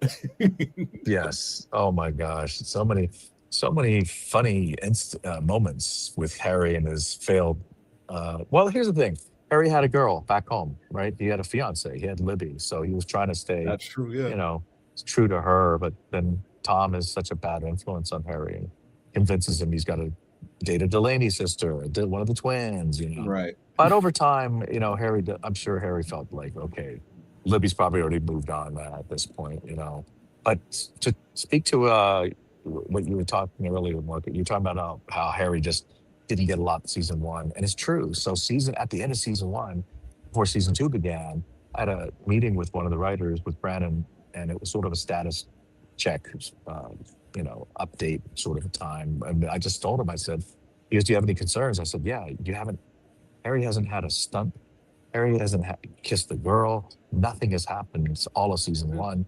So that's where Non Sequitur came out, that episode in season two, where he goes back to San Francisco and sees Libby. So they put the action and the kissing of the girl all in one episode. And I told them, you could have spread that out throughout the year. You didn't have to stick it all in one episode, right? But they did, yeah. So, but overall, Harry just doesn't find love. He seems to just bark up the wrong tree over and over again. It's very sad. I had a friend of mine who watched the show when she was in Norway as a kid. And she said that she would tell her grandmother, she goes, "I feel so bad for Harry Kim." She goes, when I grow up, if he doesn't find a woman, I'll marry him. That's what she said. I was laughing so hard. I mean, nice. even young children can see how badly Harry can't seem to find love. Yeah, it's sad. Because I think the running joke is like, between that era, Next Generation, DS9, Voyager, like the three characters who catch the most flack, whether it's just mentally or physically, is Harry Kim, LaForge, and Worf. Like, and it kind of skips over Deep Space Nine, because no one really, DS9 is like station, on a space station, like everyone gets their shine from the word go, but it's like TNG and Voyager, there's like you said, the filling out of season one goes by, and it's like there are a couple of characters who are part of the main cast. We don't do anything with them. Right. Yeah. So but as I talk with a lot of my friends, it's like year one of anything sci-fi, especially Trek, is a filling out phase. Like what went right, what went wrong, and then Most like, definitely. there is some course correction from season 2 on, but season 1 is always like the filling out phase, if you will. Yes, and the filling out phase is specifically for, if you think about it, all these actors that are not familiar with sci-fi, which is 90% of the series regulars that you see on Right. Star Trek. They don't know sci-fi, so they enter into a world, and they don't know Trek. They enter into a world where technobabble exists, which is not easy. And then the other thing is you're working with green screens, and they called it blue screen in the beginning, now green screens. And green screen work, they don't teach you that when you go to Yale School of Drama. There's not green screen 101. They don't have that. It's all these different acting schools and graduate programs. These are conservatory programs where they teach you movement for the actor, stage combat for the actor, all these kind of things, but not something, like green screen. So I think the first year or two are the actors trying to get used to acting in a way they've never acted before. So acting with the technology of using a green screen, of acting with a CGI alien in front of you that's not even there, right? All this kind of stuff. That's why it takes 1, 2, maybe usually season 3, TNG, DS9, Voyager all starts to move, and then 4, 5, and 6, it's amazing, right? Those seasons just start getting better. And so Harry getting the 100th episode, which was timeless, and I was told, they said, this is, the writers told me, Brandon said, listen, in a month from now, you're going to be filming Timeless. It is our 100th episode. It was going to be a 2-parter. We're going to consolidate it into 1 episode. We consider this our City on the Edge of Forever in reference to the original series, wonderful episode. So that is literally it made my day to know that they had chosen my character to be the focus of what they were going to say was the signature Voyager episode, Timeless. It made up for the fact that Harry wasn't used as much in other, parts of the season. So you're right. Harry wasn't. You wouldn't see a lot of Harry, but when you did, it was really great stuff. Right? They gave him some good stuff to do. So, you mentioned that episode was supposed to or at least initially was a 2-parter. Something that a lot of Voyager fans, myself included, we feel some type of way about, because news has come out recently. All these years after the fact. Year of Hell was a 2-parter. I believe it's the 4th or 5th season, if I'm not mistaken. And the original idea was for it to be at least half the season was supposed to be. Because of everything that's supposed to take place. Because there's a lot that feels unresolved for the 2 episodes we got, and whether we feel it was rushed or not completely fleshed out, like. What was that like in just filming those 2 episodes, and what was the discussion there on set? Like, did you all know that the original plan was for it to be longer than the 2 episodes that you originally got, or you just told going in that here are the 2 episodes, this is the concept? And because even to this day, you're watching it, and I do rewatches of Voyager often. Every time I look at it, it's like, I don't want to say I cringe, but it's like, here it is, so much untapped potential. I agree with you. And back in those days, now if you watch any TV show, there are 8 to 10 episodes per season. Early, we had 24 to 26. So at that time, they clearly could have devoted 6, 8 episode arc to just Year of Hell. Yeah. And you're right. Every loose end would have been tied. It would have been amazing. But I don't know what it was, whether it was a fear of, wait a minute, we've been delivering episodes that kind of stand alone. They don't really, correlate, or they don't track. They don't connect. Are we going to lose our core audience because that's what they're used to? But come on, I don't think they were thinking straight. They should have definitely dove right into that 6-episode arc or whatever they could have squeezed into, for a Year of Hell. Yeah, because it did seem rushed to me. It's a great idea. For me, it was a bummer because I didn't get to really. Everyone else got to play World War II. They were in the holodeck as the characters fighting against the Herodian. And for me, you had to maintain the holodeck. I had to maintain the holodeck. I was like, what? You understand where I'm coming from. It was I was the Rodney Dangerfield of Voyager. It's just no respect. I'm maintaining the holodeck. I didn't get to wear cool Klingon clothes or cool World War II uniforms. So, yeah, that would have been amazing if they were able to stretch it out. It would have been so cool. Yeah. I agree. Yeah. That is awesome. That's so funny how you said it like that. Mhm. Actually, I think that's an interesting question.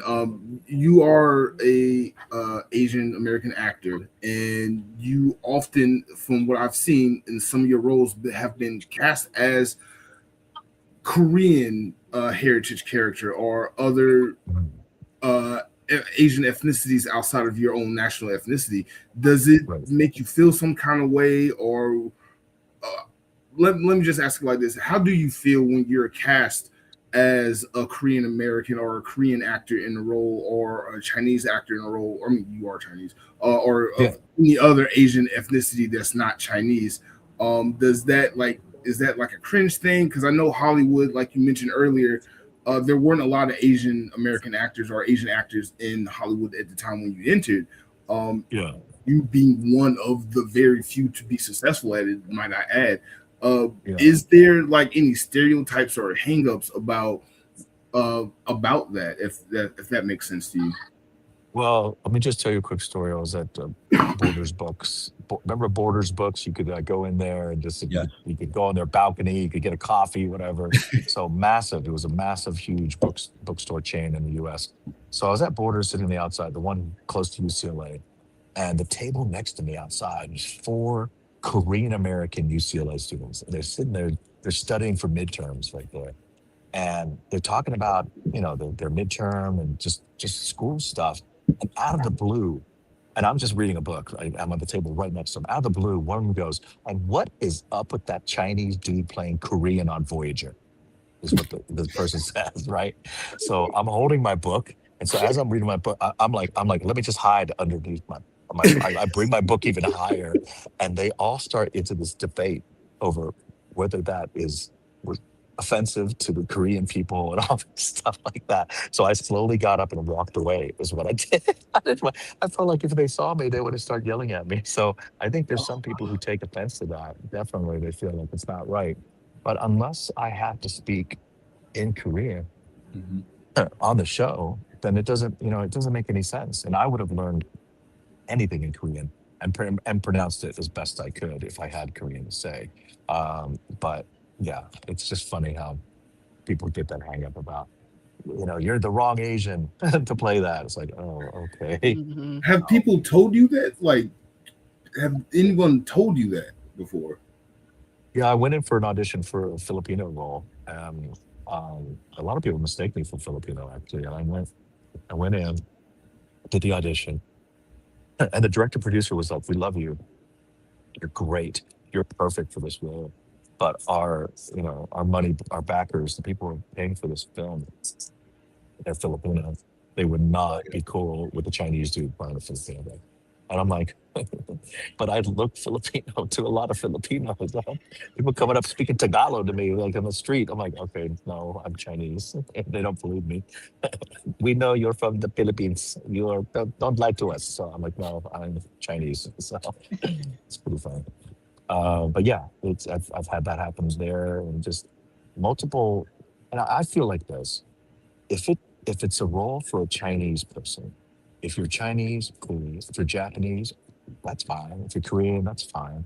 But it doesn't work. For instance, they did a movie on the riots, the LA riots, and they had a Korean shopkeeper, and it was definitely a Korean man, a Korean woman playing the mother and father. But they cast Dante Basco as the son. Dante Yeah. Basco played Rufio on Hook. He is Yes. Filipino, and he's usually, out and about. So he's pretty tan. So he's very dark complected. So you see Dante Bosco as a kid of these totally pale Korean shop owners in that movie. And I'm like, well, that's where you're kind of, maybe you should cast someone who looks like these people's kid, I mean, he looked like he was adopted almost. It didn't look right. So that's the only time where I say that's not working. Other than that, Yeah. I don't care. I mean, if you're Japanese, Korean, Vietnamese, whatever, as long as you can act well, cast that person, cast the best actor for the role. Don't bring it down to, don't be so petty about, oh, he's the wrong Asian. I mean, that's just ridiculous. It really is. So, Now, you talked about like your journey and how you had to balance with all the expectation and your own expectations you have yourself, and then also hearing those kind of comments from when you're out and about. How have you Mm. been able to maintain throughout your career your own mental health to be able to deal with the highs and lows of your career? Yeah, it has not been easy. That's the best way to put it. It has not been easy dealing with that because there's so many things that that you hear as an actor already when it comes to auditions.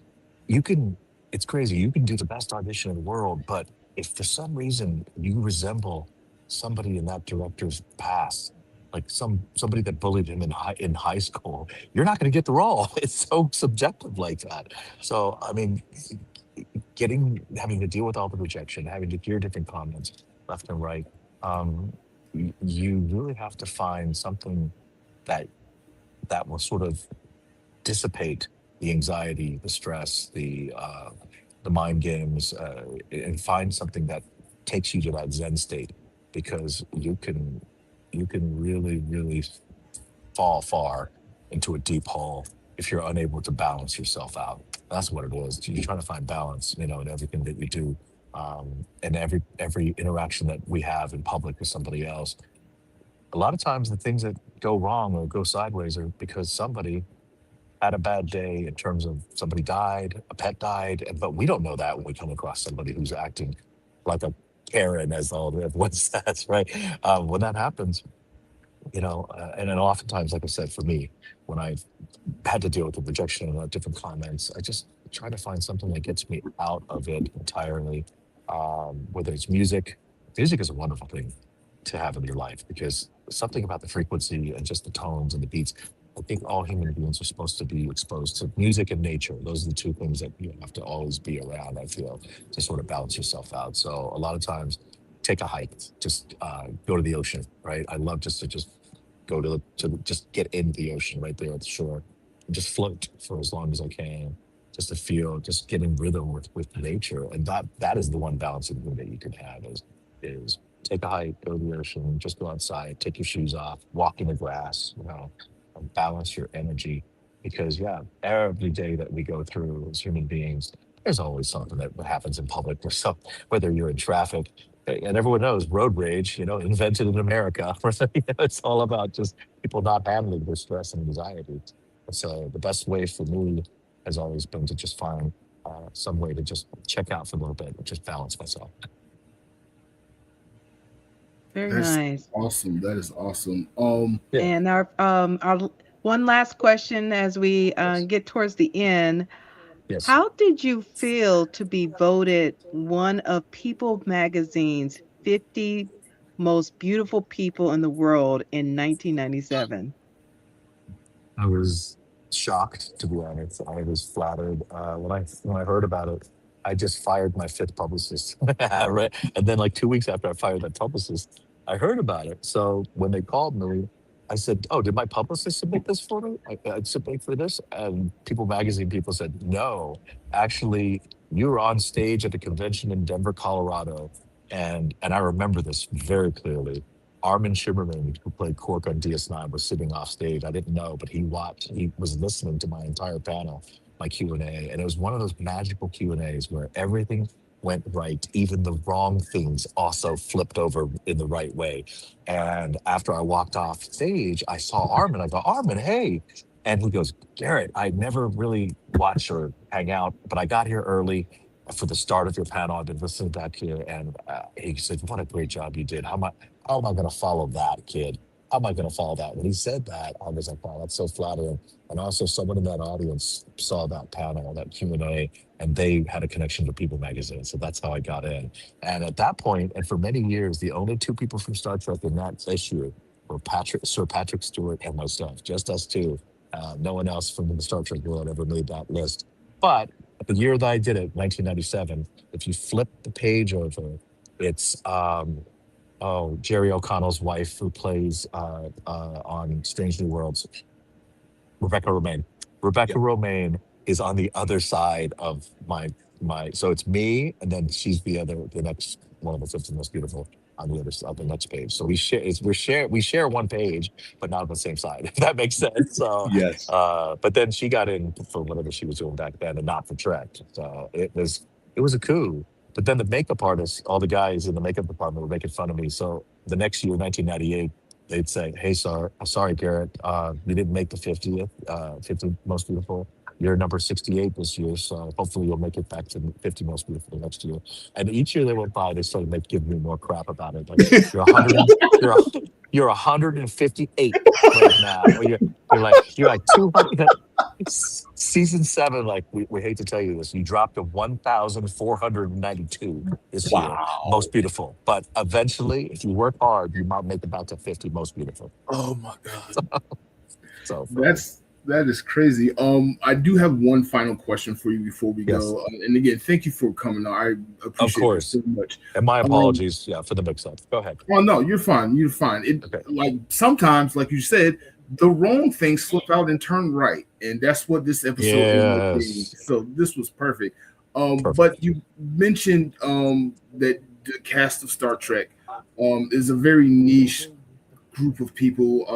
It has expanded since your time on Voyager, but do you have relations with other cast members from the other seasons, whether it was the older seasons or even some of the newer seasons that are out now on Paramount Plus? Yeah, it's crazy. It's just like it's one big family. I mean, here's how we interact with them. We all end up doing conventions at one point or another. There's a big Star Trek convention every year in Las Vegas in August, where almost 95% of all the actors you've ever seen on Trek appear at that one. So everybody. And so at these cons and other cons, we end up spending time with the actors from the other series, and they to us, like on Voyager, all those actors, they're my uncles, my aunts, my brothers, and then from the other show, those are our cousins. Those are so DS9. Those are our DS9 cousin, the TNG cousins, and so that's how we see it. That's how they see it too. And so it's very it's just comforting to know that we share that bond as being a Trek actor. And when we're at these different shows or appearances, we definitely try to get dinner together and have just have a little connection time.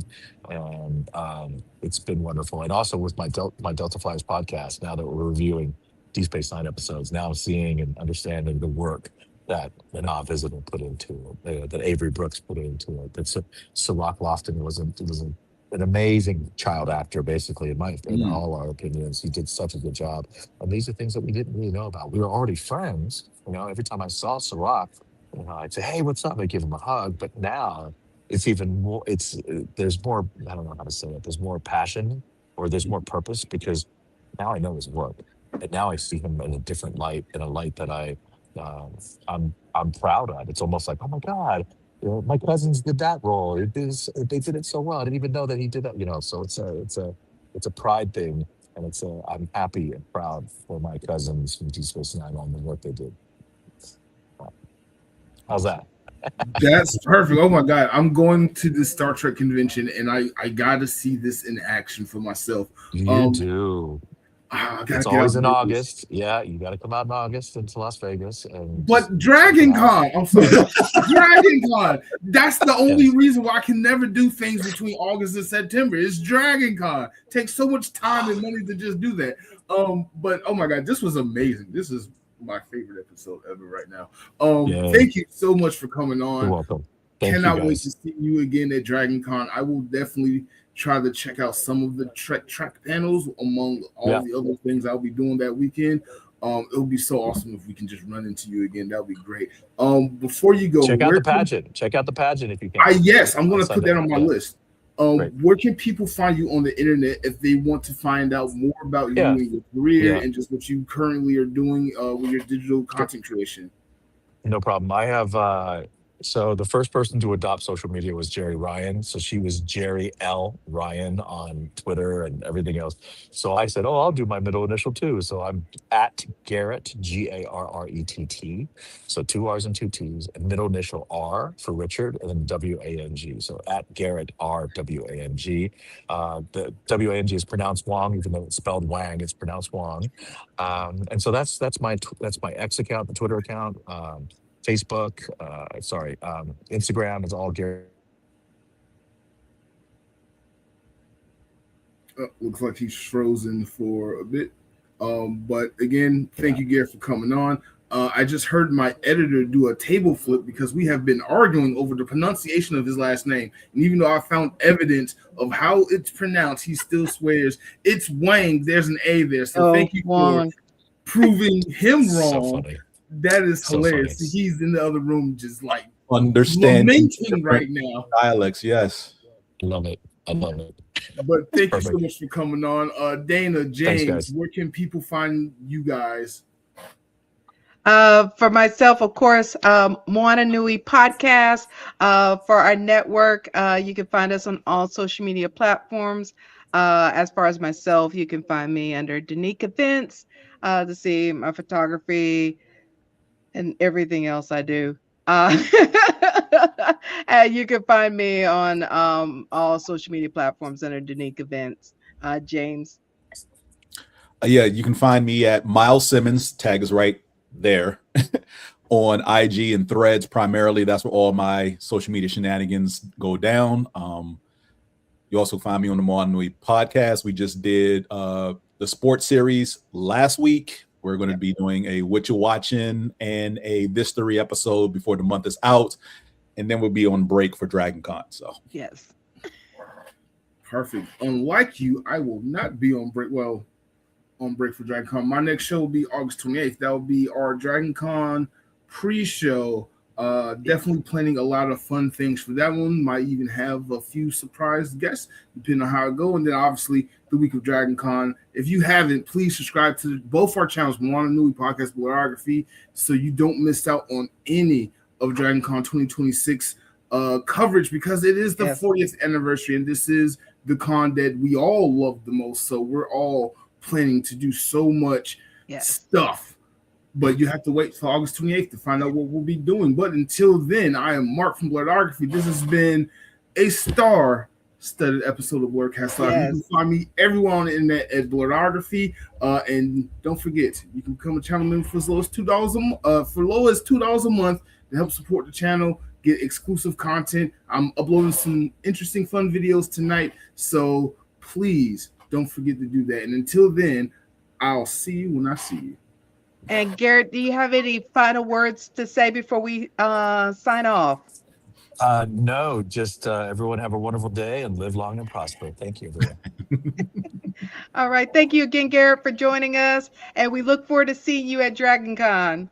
See you at Dragon Con. see ya. Thank you, everybody. And we'll be seeing you all soon. Yeah.